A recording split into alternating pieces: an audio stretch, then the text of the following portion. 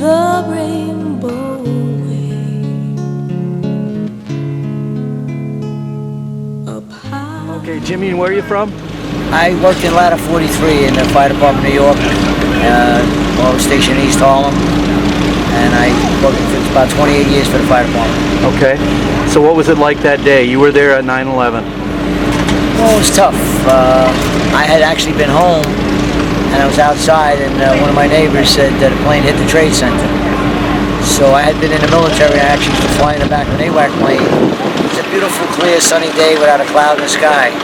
So I knew that would be like visual flight rules, and even if the person's instrument is on, there's no way a plane would hit that unless they had mechanical trouble, and the news kept showing it over and over again, and it looked like it was an intentional hit. So with that, there was a small plane that hit like one of those buildings weeks before, right? That hit an air current between the.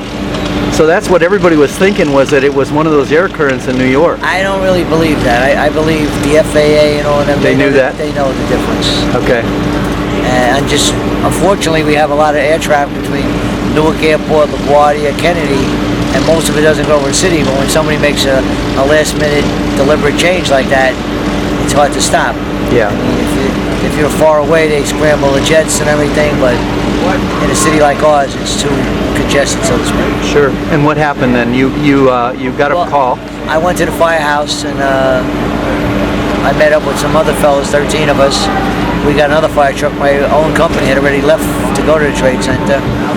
We got down there, and they kept us back until the second building came down. And it was like a nuclear winter with the smoke, the debris, asbestos, who knows what was in the air. Unfortunately, some of it was the smell of human remains too, because when the building pancake collapsed like that, a lot of things were pulverized.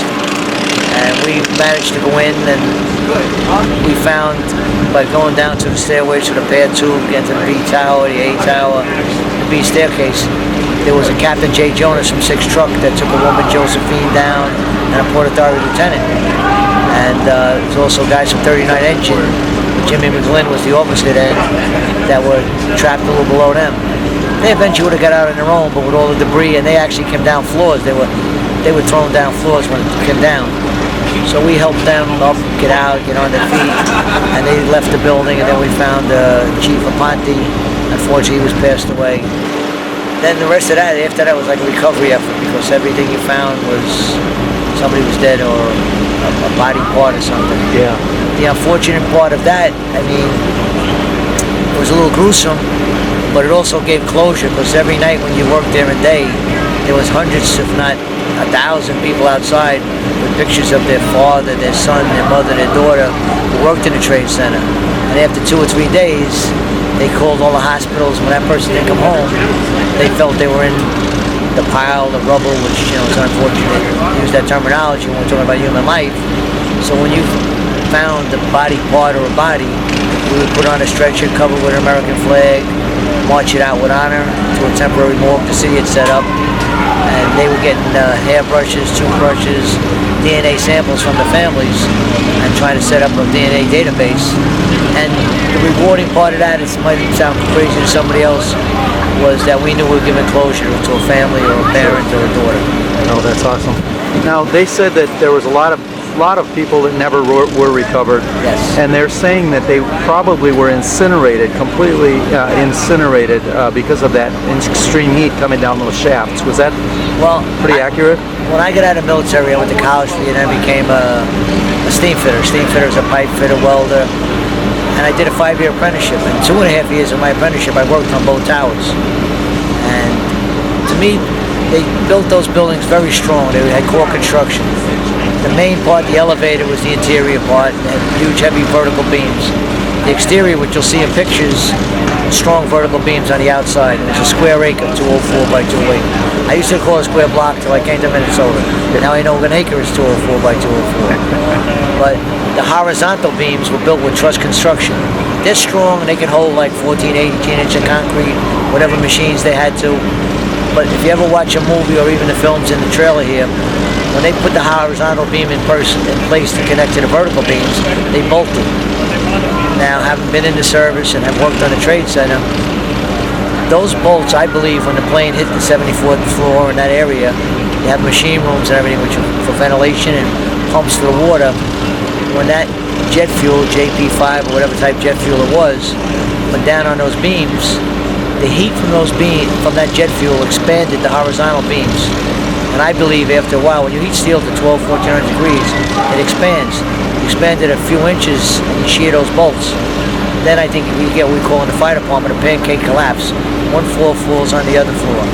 So I believe the people above where the planes hit, they were incinerated, burnt if they couldn't get past there.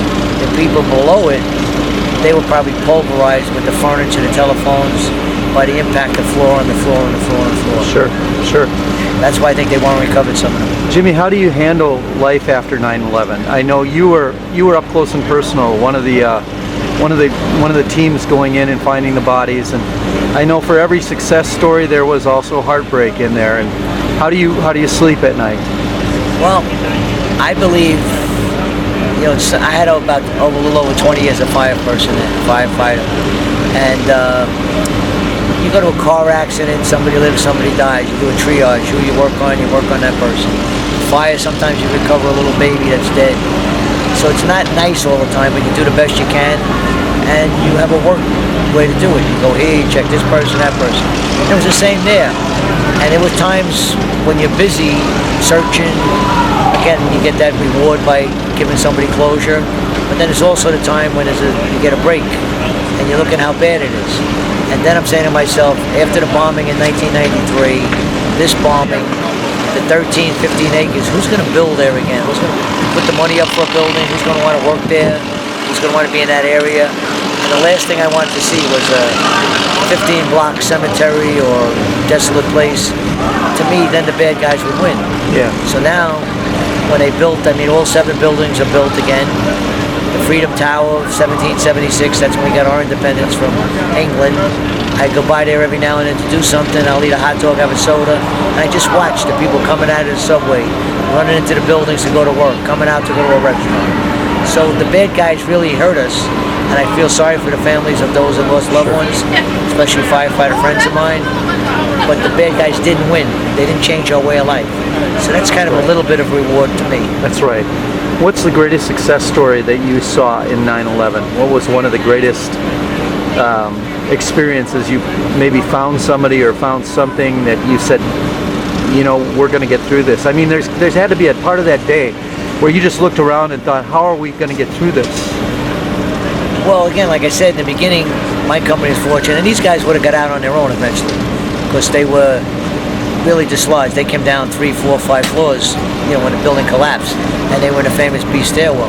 And they had rescued the woman Josephine and the Port Authority cop, but it was still great to run into somebody alive. Oh yeah. So that was rewarding.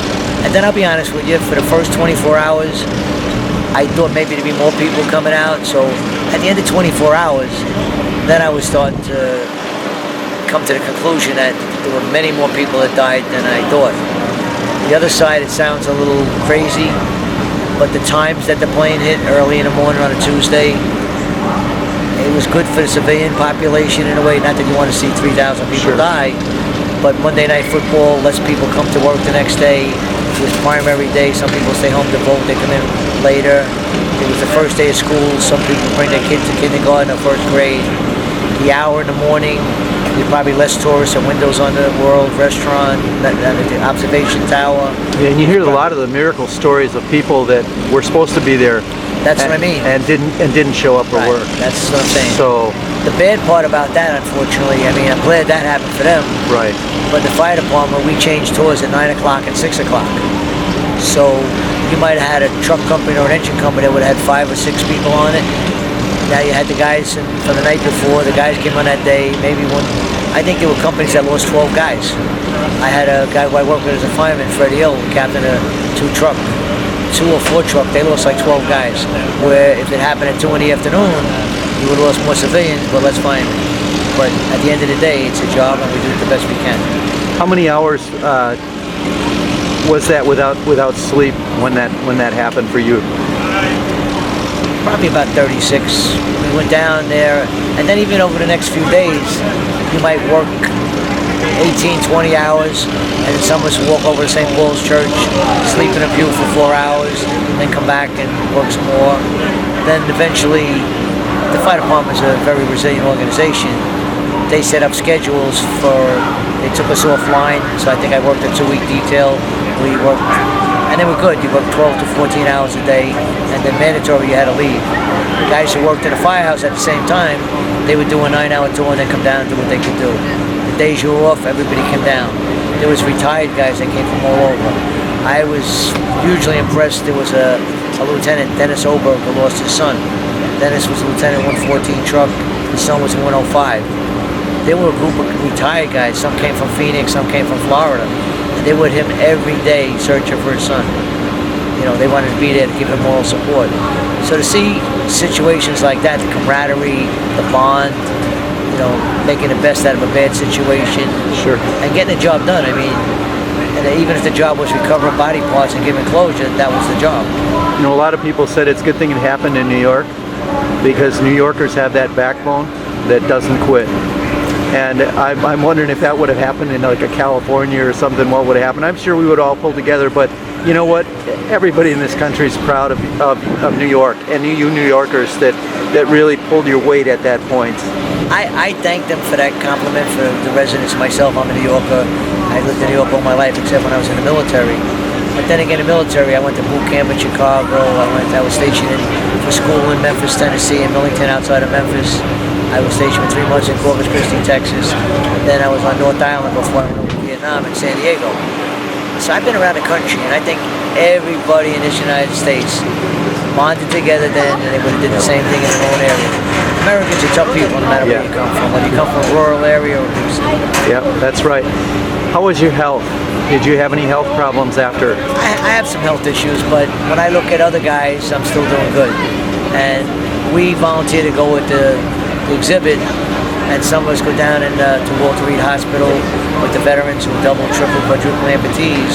But we also have a fire family transport, where a bunch of us that are retired will take other firefighters that are getting radiation treatments. Sure. I mean, there's a lot of firefighters. One of my friends, Ray Pfeiffer's got stage 4 brain cancer. Numerous firefighters with lung problems, but skin and other types of cancer, prostate, whatever it is.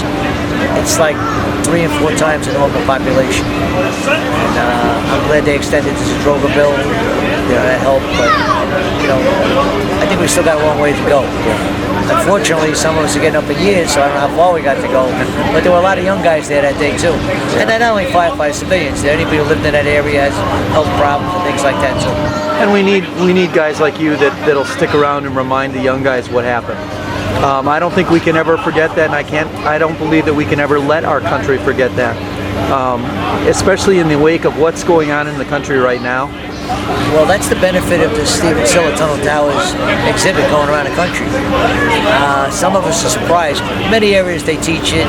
I know sometimes it's hard for a teacher. What level do you start teaching it, you know? But I think no matter what grade a kid is in, you can bring it up and mention it. Right. When it gets to the real gory and tough parts, you can wait till the kid is older, the 6th, 7th, 8th grade, the high school. You know, you don't have to tell some kid in kindergarten. But there are areas that don't really touch on it. You know? Yeah. And I think that's wrong. So the exhibit helps bring it back. And the people in Minnesota, these other rural areas, I've been to Indiana, it's amazing how they turn out for the exhibit. They care, they bring their children, and that makes everything we do worthwhile. Because then we know that it's not...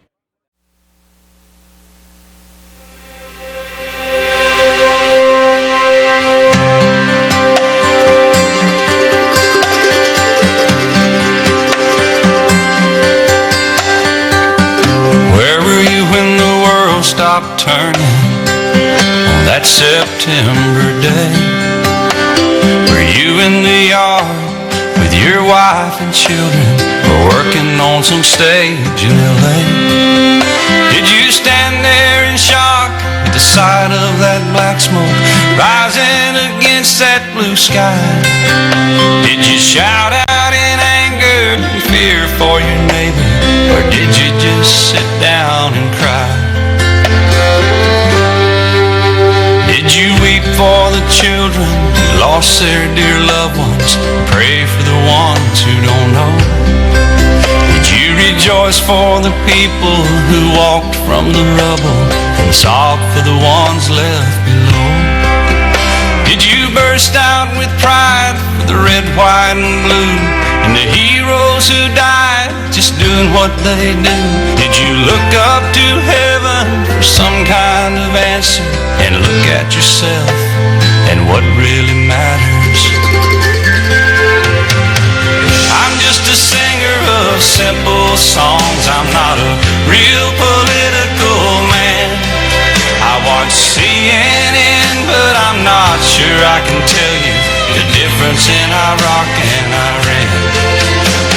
But I know Jesus and I talk to God, and I remember this from when I was young. Faith, hope, and love are some good things He gave us, and the greatest is love. Where were you when the world stopped turning on that September day? Teaching a class full of innocent children, or driving down some cold interstate? Did you feel guilty cause you're a survivor? In a crowded room, did you feel alone? Did you call up your mother and tell her you loved her? Did you dust off that Bible at home? Did you open your eyes and hope it never happened?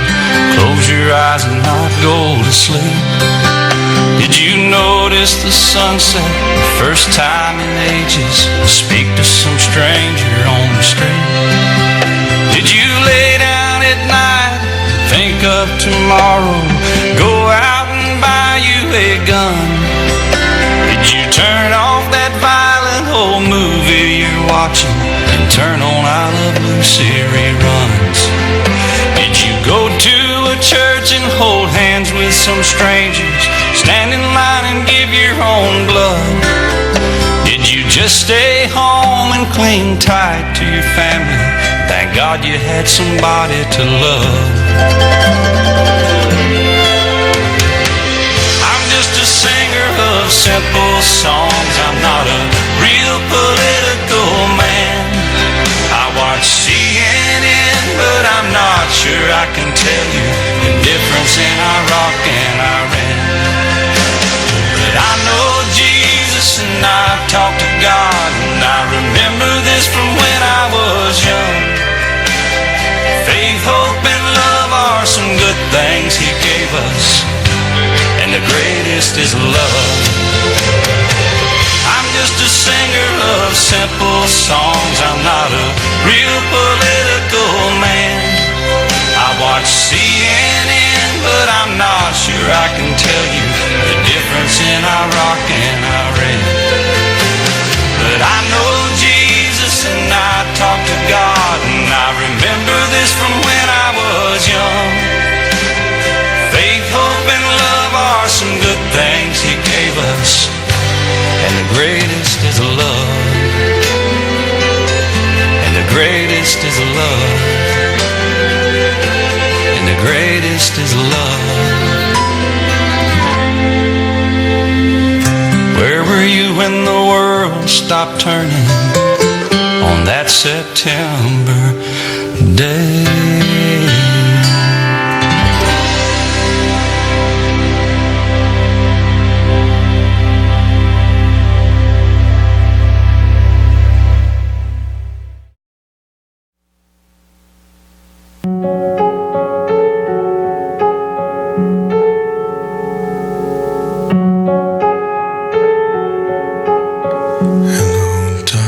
My old friend, I've come to talk with you again, because a vision's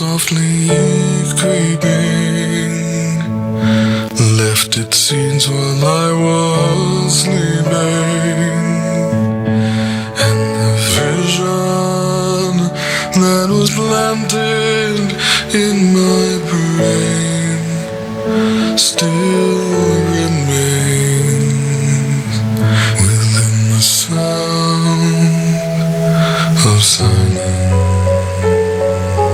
In restless dreams I walked alone, narrow streets of cobblestone, neath the halo of a street lamp. I turned my collar to the cold and damp, when my eyes were stabbed by the flash of a neon light that split the night and touched the sound of silence. And in the naked light I saw 10,000 people, maybe more. People talking without speaking, people hearing without listening, people writing songs that voices never share, and no one dared disturb the sound of silence. Fool said I, you do not know. Silence like a cancer grows. Hear my words that I might teach you. Take my arms that I might reach you. But my words, like silent raindrops, fell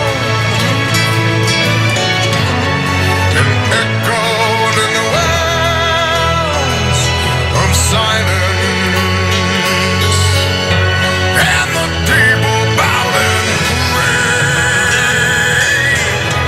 to the neon god they made. And the sign flashed out its warning, and the words that it was forming. And the sign said the words of the prophets are written on the subway walls, in tenement halls, and whispered in the sound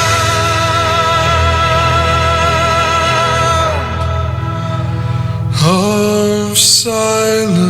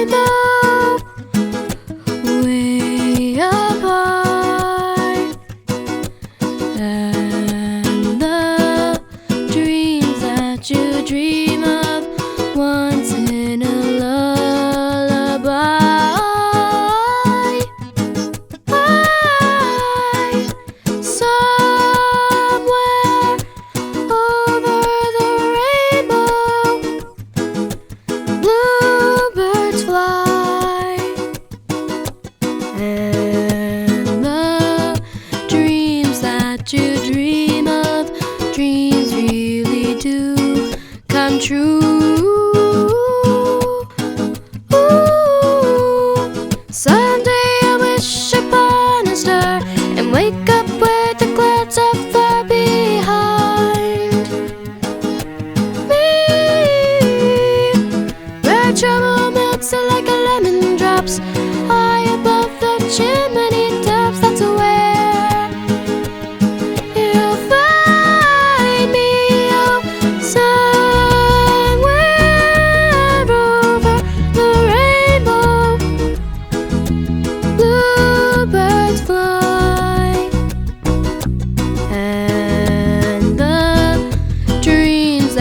you dare to. Oh why can't well, I see trees of green and red roses too. I'll watch them bloom for me and you, and I think to myself, what a wonderful world. Well, I see skies of blue and clouds of white and the brightness of day. I like the dark and I think to myself, what a wonderful world. The colors of the rainbow, so pretty in the sky, are also on the faces of people passing by. I see friends shaking hands, saying, how do you do? They're really saying, I love you. I hear babies cry and I watch them grow. They'll learn much more than we'll know, and I think to myself, what a wonderful world. Someday I wish upon a star and wake up where the clouds are far behind me, where trouble melts like a lemon drops high above the chimney tops. That's where you'll find me, oh, somewhere over the rainbow, way up high. And the dreams that you dare to, oh why can't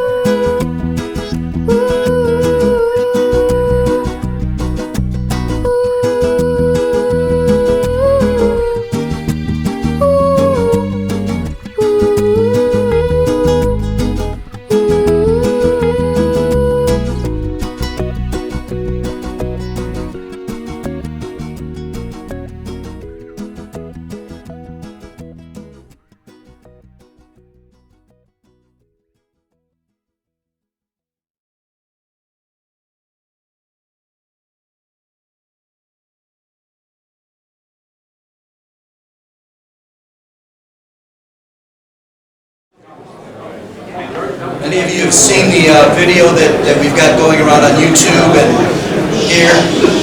I'm the journalist that did the interview with Jimmy Lanza last year. I'm the one that put together the tribute for him that's on the video. It's also can be seen on YouTube and Facebook.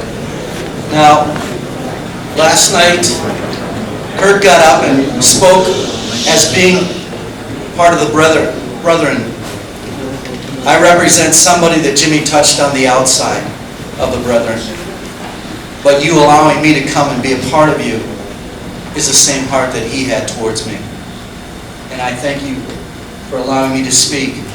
Eugene, where's Eugene? Might want to leave for a couple of minutes. I don't know. He said he's crying at the story yesterday, so.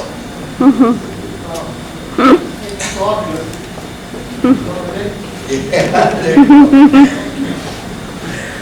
When I was 4 years old, I got a chance to share John F. Kennedy's hand, shake his hand as my aunt was part of his campaign team in Wisconsin. He gave me a PT boat tie tack. My cousin Davey Christian played on the Miracle on Ice team in 1980 at Lake Placid. He gave me a signed hockey stick. My cousin Betsy Wollheim owns Dog Publishing right here in New York. She gave me a lot of pointers when I wrote my first book. I've stood in the shadows of some great people. Jimmy Lanza was 5'5" tall. give or take an inch. And all the people I've ever met, his shadow was the biggest that I'd ever been enveloped by. For a guy with a size 8 shoe, I couldn't begin to walk in his footprints. Jimmy was the epitome of what I've taught my own children and all the kids I've coached throughout my lifetime. You don't just make an appearance, you have to make a difference. Jimmy made a difference in my life and in everyone he came in contact with. You may know me as a journalist from a small county newspaper in Minnesota, but in that out-of-the-way place, Jimmy found me. He entrusted me with a greater purpose, even though I didn't realize it at the time. And after we had done the video, he called me and called me and called me and said, "Mark, when are you going to get that video done? My girlfriend really needs to see that." I said, "I'm working on it, Jimmy." He didn't know who I was. He didn't know I was going to do an interview that would publish his legacy for all the world to see. He shared some things off camera, though, that I think is important for all of you to know. We became really close in a short period of time. And you know how you meet somebody and you just become like you've known them all your life? He was a brother from a different mother for me. He shared some things that I want to share with you. His last words to me was, "After you get this video done, send me a few copies. Mark," like he said, "Mark, don't ever let them forget why we were here today." He shared after the interview a deeper place in his heart, and I don't know why he trusted me with this, but he did. And somehow he knew that I would be the mouthpiece for him long after he was gone. Perhaps it was because I was in the pastorate for 30 years, along with being a journalist. But he shared something very special. After working 36 straight hours, I have to laugh a little bit because when we're sharing the story, he sent me off to get him an Oreo ice cream. It was hot in Dodge Center that day. "Go get me one of those Oreo ice cream bars." So I got one and we shared it, and he shared this with me. After working 36 straight hours, he went over to St. Paul's Church, and I don't know how many know this or not, but it was a miracle in itself as it was still standing among the bruised and broken skyscrapers, withstanding the blasts and becoming a refuge for those who were very tired and weary from the events of the challenges of 9/11. He collapsed in a heap, tears in his eyes, as it all of a sudden it hit him, the magnitude of the disaster. He said, "I felt numb." He said, "My city was in shambles. I realized that I didn't get out, and we would be scavenging for body parts and the dead. I'd had it. I didn't know how I was going to get up and start again, or how the city was going to get up and start again. I felt like I couldn't help anybody." "You a religious man, Mark?" he asked, wondering if that was too private of a subject. As he spoke, I nodded my head, and he said, "Something happened to me in that little church. I thought I was going crazy. My ears were still ringing from the blasts and the screams and the sound of the generators all over the complex. My mind was racing, and we heard that there would be more attacks, so we were always looking over your shoulder. And in the silence of that little church, sirens still blaring outside, I think I heard God call my name. I remember looking around to see if it was another friend. Nobody was there. Nobody was saying anything. And I felt inside an inner voice, and he said, "Jimmy, all your life you've asked what your purpose was, and now you're here, standing right in front of it. This is your time, because you're willing to go. You're going to see this through. You're going to finish strong, and you're going to never let this country forget what happened on this day." He said, and I went back and I finished strong.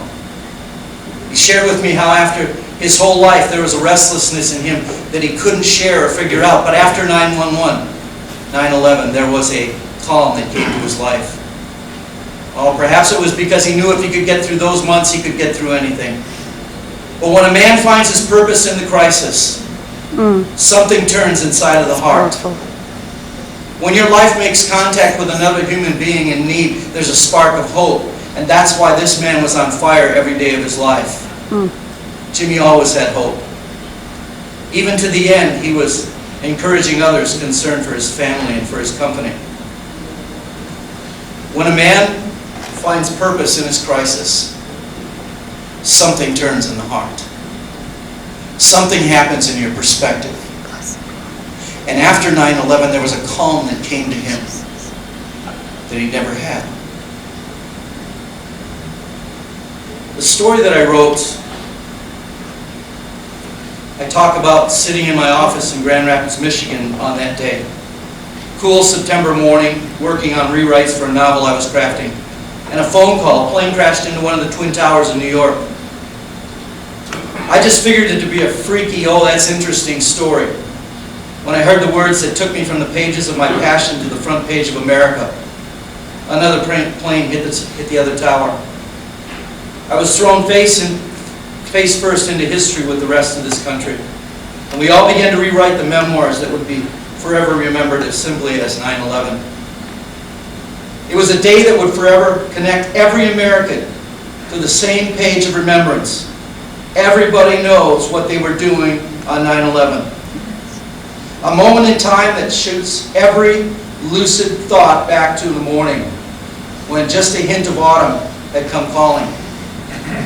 The Dodge County Fair in Casson, thousands of people came and revisited that page in history. The Siller 9/11 Never Forget exhibit arrived.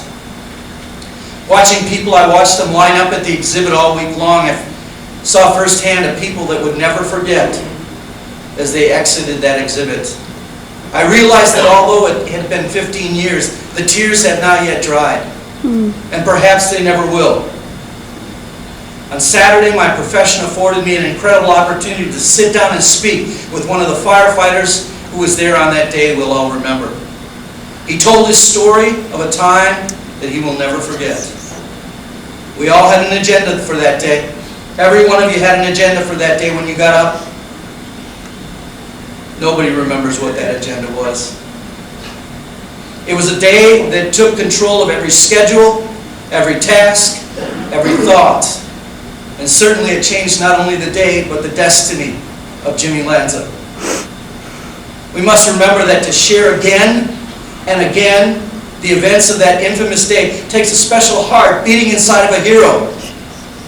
He could have walked away and he could have come to closure, but his closure was not done. He shared it every day of his life. To be willing to relive that day is a mantle that carries a weight that I cannot comprehend. I wrote in my column that week, I listened to his story, and for someone who had only experienced the tragedy from the safety of the Midwest 15 years ago, I finally understood the scope as I saw the reflection of that day in his stoic eyes. Lanza's not a tall man. He's not a muscle-bound Cape Crusader from Metropolis. He doesn't have a booming voice, but he exemplifies and solidifies the very fact that heroes come in every shape and size. Amen. Lanza worked as a firefighter for 28 years. He worked in Ladder 43 on that day, stationed in one of the roughest parts of New York, in Spanish Harlem. On that morning he was outside, and you all know this story, that somebody had said to him that the trade center had been hit by a plane. And he quoted me, and he quoted himself. It said, "It was a beautiful, clear, sunny day without a cloud in the sky." He begins his descent as he speaks that. He begins his descent to a disaster area. And I watched him go back. And I knew that with that visual flight rules, that even without the instruments on, there's no way a plane would hit that tower. And you know how he used to smile off the side of his mouth. Unless they had a mechanical problem, and the news kept showing it over and over to me, and it looked like it was intentional. He said, and it was like a nuclear winter, and the smoke and the debris and the asbestos, who knows what was in the air. Unfortunately, some of it was the smell of human remains. When finally released to go into the belly of this hell, Lanza's crew was assigned to go into the stairways through the A tower and the B tower. What they encountered was something horrific. With Lanza's words or my writing and recounting those scenes, if you let your imagination read between our lines tonight, I still feel hollow and inadequate to fully describe the carnage. After days of waiting, checking hospitals and piles of human remains, it gave a sense of purpose in recovering anything that could lead to some peace of mind in those who waited and cried. and waited. And you know that when they found a body part, they would put it on a stretcher and cover it up with American flag, salute it, and they would walk it out with honor to the temporary morgue the city had set up. Lanza went on to describe the rigors of the job and the challenges that had come with the calling. He described the accident scenes, or perhaps the baby that had died in a fire. And as a true firefighter trained in his position, he reflected with a calmness and a reverent demeanor how those things impacted him but did not deter him from continuing to do a job that he was called to do. Jimmy said, "It's not nice all the time, but you do the best you can." Running into buildings to go to work. He reflects afterwards, after the new buildings were built, coming out to a restaurant. I realized the guys, bad guys, they hurt us. And I feel sorry for the families of those who lost loved ones, especially firefighter friends of mine. But the bad guys didn't win. I think that that's the strongest statement I've ever heard in my life, coming from the mouth of Jimmy Lanza. The bad guys did not win. It did not change our way of life. The day seized us, but from it we learned how to seize the day. I got the unusual opportunity to sit with a bona fide hero. A man small in stature but huge in purpose. Sitting there under that small tent in a small county fair made me feel as if I were seated in the shadows of 9/11 itself. It brought a shiver to my spine when he spoke, and it brought a new perspective to the word sacrifice. It brought tears. Here's a man that could have been with his family, but he came and found me. And he made me know what happened on that day so that I would never forget. That I would in turn pick up his torch and turn around and tell everybody that I can, and as many people as I can, you must never forget. And that's the most probably poignant, most powerful thing that I will leave you with is it brought tears. I will miss you, Jimmy. You instilled a fire in me to accomplish more than I thought I could. You raised the standard that I will never let anyone forget, or the day when America lost its innocence. And I think to myself, coming to New York, when I had so many other things to do in Minnesota, he's the reason I'm here. And he's the reason you're here tonight.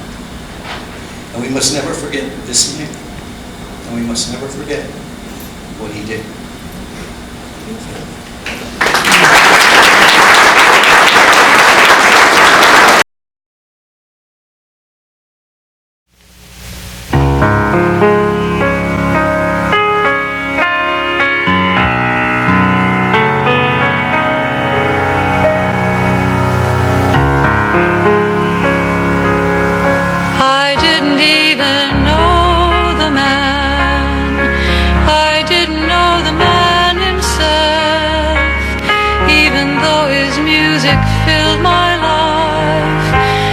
It has so many others. I knew that he had died that week, after fighting death a year or more. But I had had a rule before, that funerals were a waste of flowers. But something said I had to go, to be a witness to his gift.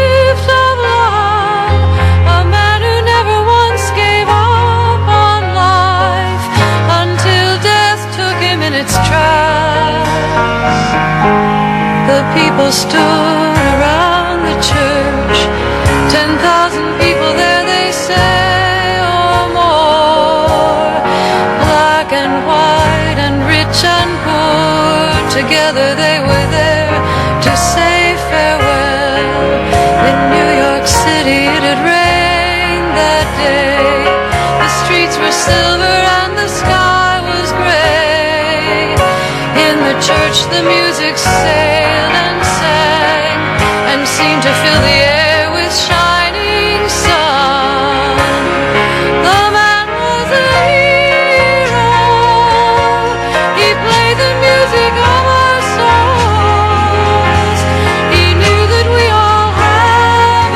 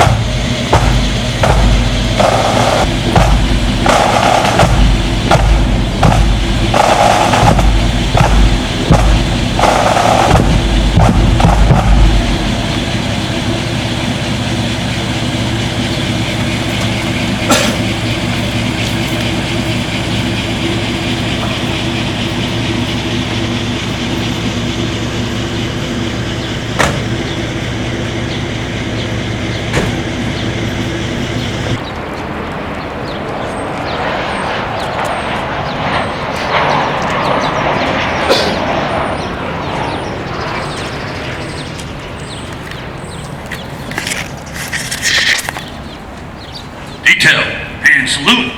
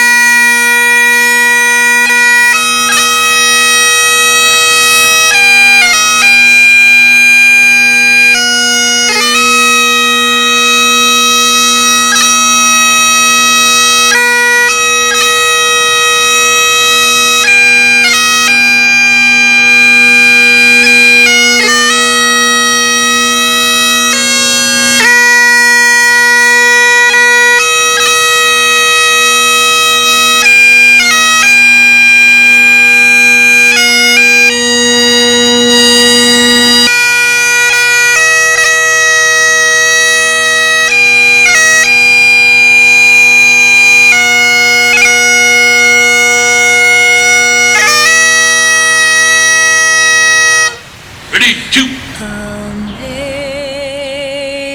Amazing grace, how sweet the sound that saved a wretch like me.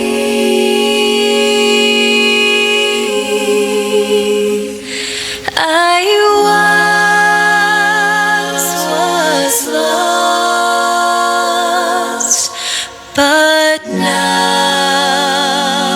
I'm found. Was blind, but now I see.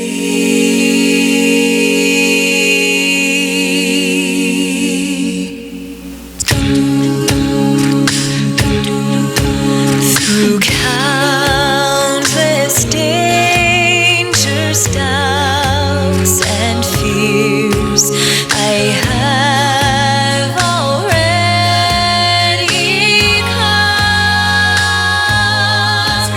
God's grace hath brought me safely here, and grace will lead me home. My chains are gone, I've been set free. My God, my Savior's ransomed me, and like a flood, His mercy reigns. Unending love, amazing grace.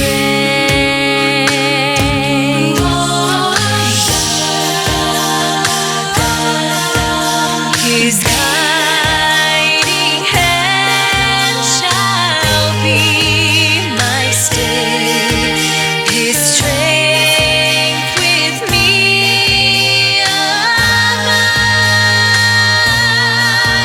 And though I stumble day by day, He shall not leave my side. My chains are gone, I've been set free. My God, my Savior's ransomed me, and like a flood, His mercy reigns. Unending love, amazing grace. This earth will one day melt like snow. The sun is too shine. Yet God, who sent me here below, will be forever mine.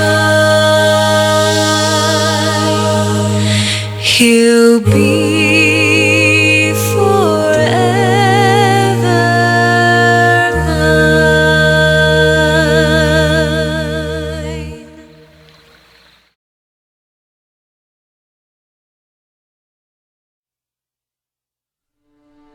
Wish I could whistle down the northern lights and send them dancing all across the night. Maybe then, when all the sky was blazing, maybe then I'd feel you somewhere gazing at a star, and you could feel me too, as I say goodbye to you. It breaks my heart in two to say goodbye to you. Wish time could turn us back to yesterday. The gods above would look the other way. Maybe then we still could laugh together. Maybe then it could be spring forever and a day. But I must face the truth and say goodbye to you. It breaks my heart in two to say goodbye to you.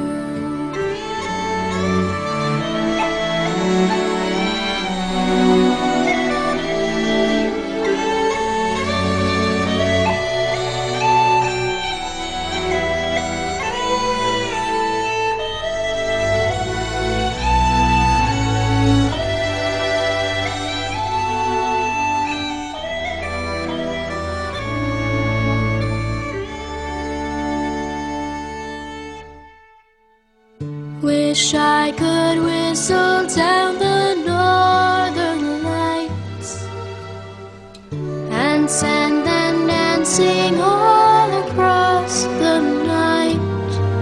Maybe then in my memories for saving one last time, you're on the hill waving from far. One last glance or two, and I'll say goodbye to you. It breaks my heart in two to say goodbye to you.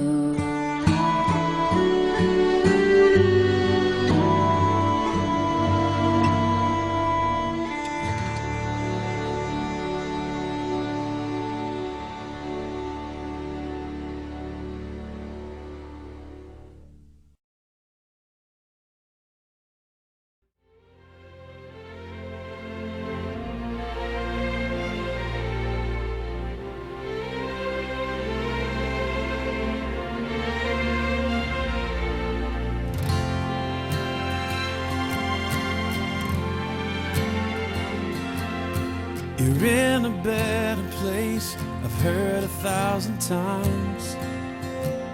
And at least 1,000 times I've rejoiced for you. But the reason why I'm broken, the reason why I cry is how long Must I wait to be with you? I close my eyes and I see your face. If home's where my heart is, then I'm out of place. Lord, won't you give me strength to make it through somehow? I've never been more homesick than now.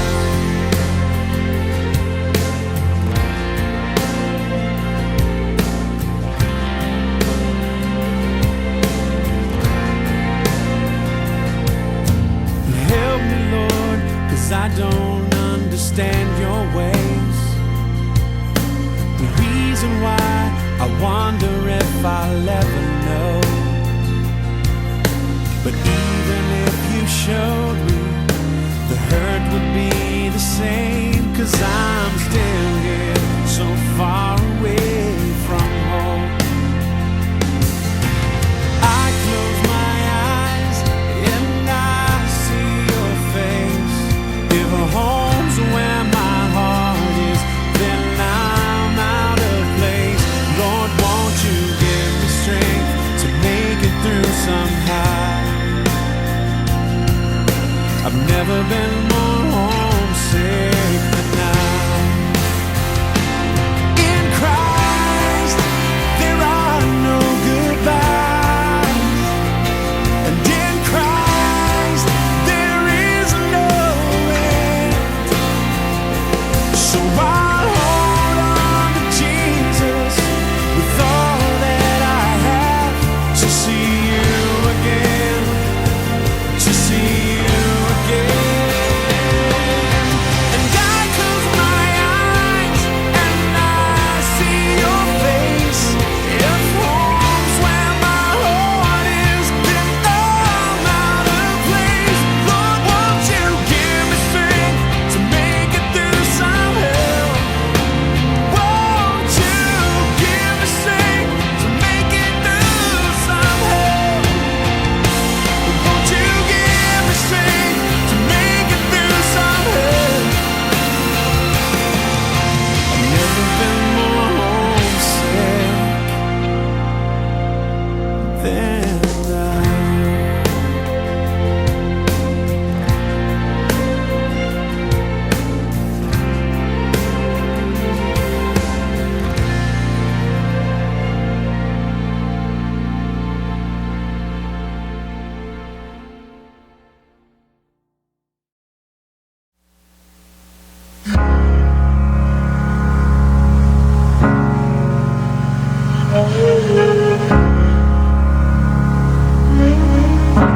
Spend all your time waiting for that second chance, for a break that would make it okay. There's always some reason to feel not good enough, and it's hard at the end of the day. I need some distraction, oh, beautiful release. Memories seep from my veins. Let me be empty, oh, and weightless, and maybe I'll find some peace tonight. In the arms of the angel, fly away from here, from this dark, cold hotel room, and the endlessness that you fear. You are pulled from the wreckage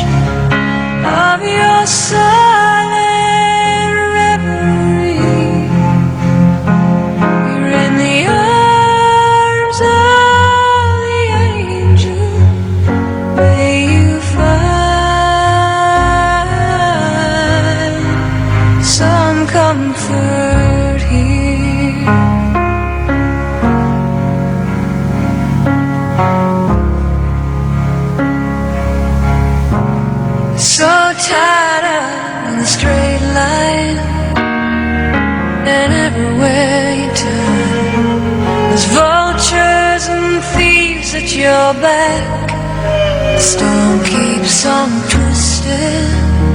Keep on building the lies that you make up for all that you lack. It don't make no difference. Escape one last time. It's easier to believe in this sweet madness, all this glorious sadness that brings me to my knees.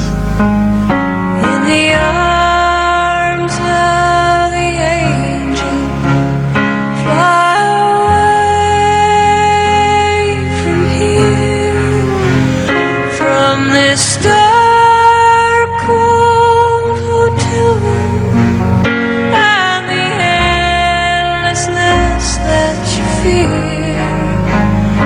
You are pulled from the wreckage of your silent reverie.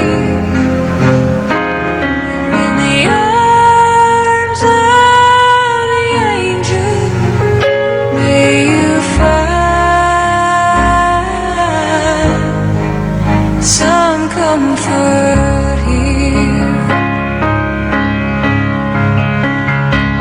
You're in the arms of the angel. May you find some comfort.